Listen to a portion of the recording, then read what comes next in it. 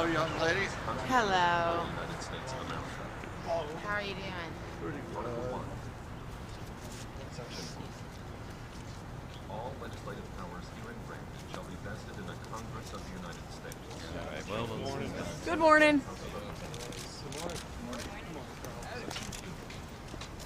House of Representatives shall be composed of members chosen every second year by the people of the several states, and the electors in each state shall have the qualifications requisite for electors of the most numerous range of the state legislature. No person shall be represented who shall not Nervous? No, I think we should move on.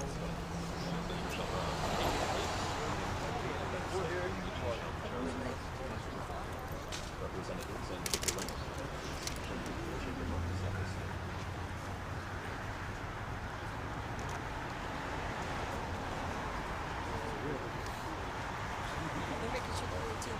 All right, good morning, ladies and gentlemen.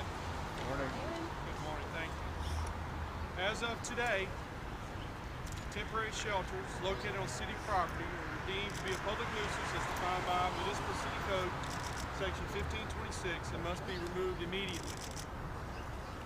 These temporary shelters are not removed immediately from city property. They'll be removed pursuant to Municipal City Code Section 1526C. Once police begin to remove any property not removed, please do not interfere or obstruct the officers in discharge of their duties, or you'll be subject to arrest.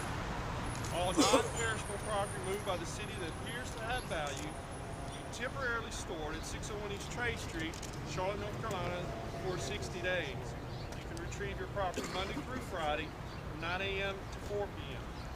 Abandoned items determined to be of no value will be discarded. Therefore, at this time, any temporary shelter located on this property is deemed in violation of the aforementioned city ordinance. Every temporary shelter, with the exception of this curving here, used for information purposes, shall be removed immediately. Boo! You mean temporary shelter with the intent to sleep? No, there is no questions to be answered about specific shelters. All shelters are deemed in violation, with the sole exception of the covering here, used for informational purposes, provided there's no personal property stored there. I thought it was only if There's no personal camping. property. Yeah, we got rid of all the personal property. Just so everybody knows, just so the public and the media knows, all of the tents that we have out here, we find to be in absolute compliance. They are empty, there is no bedding in them, there are no personal items in them, and we are following the amended version of the rules.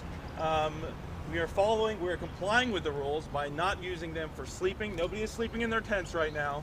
Nobody is laying down bedding in their tents. Nobody is storing any items in their tents. The only thing we're doing is complying with the rules, and we are very concerned with the fact that our city council members have differing opinions as far as what can and cannot be allowed. The police have different opinions, the media has different opinions, we certainly have different opinions. So at the end of the day, we're in compliance with the rules, and that's the bottom line. Folks, I appreciate you being here. I'll reiterate, every temporary shelter on this property is in violation of the city ordinance, and it must be removed immediately, with the exception of this one covering here for informational purposes. Can we ask why this tent is specific? Thank you. The ordinance actually Not says a for the shelter. purposes of sleeping. Yeah, it is. Sleeping.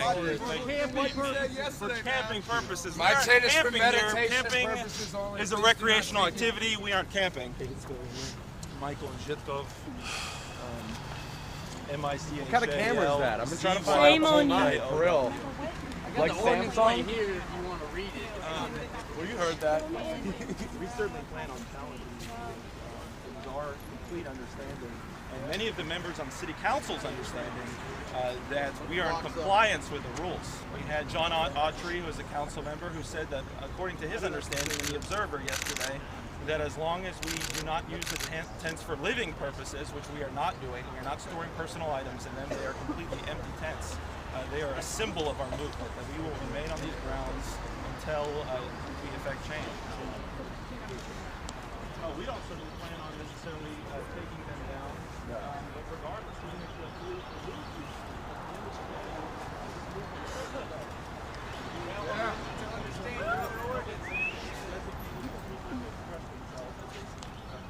We'll be here later. It'll be here now. Even without the tents, are you guys still planning? I know you said you're not going anywhere. Do you think still stay on this property? Sure. Yeah, this is public property. This is kind of ground zero for us to affect change. So we'll happily stay here. We'll happily occupy these grounds. What will do your movement? Do you think what do you think will happen to your movement if you lose the tents and everything? Did you guys read I this think thing? the tents should have a symbolic effect, and so we would certainly like to maintain the tents. Of course, we would like to have them, and we certainly do think we have the right to. Again, I think I want to stress to the media and stress to the public who are watching this that we have made every effort to be in compliance with these rules. I have personally talked to our city attorney, Captain Estes, the police department, multiple members of the city council, and I have got a whole list of a variety of different responses as far as the legality. So that if the people that crafted these rules and the people that voted on these rules themselves are not unanimous on how to enforce them, then we think, and this is just dumbfounding, it's astounding that so many different individuals who have created these rules, who are planning on enforcing them, all have different opinions. And so we think the public should be shocked at the fact that this is exactly why we were protesting these ordinances to begin with, because of the vague language. When you have vague language, you have bad enforcement.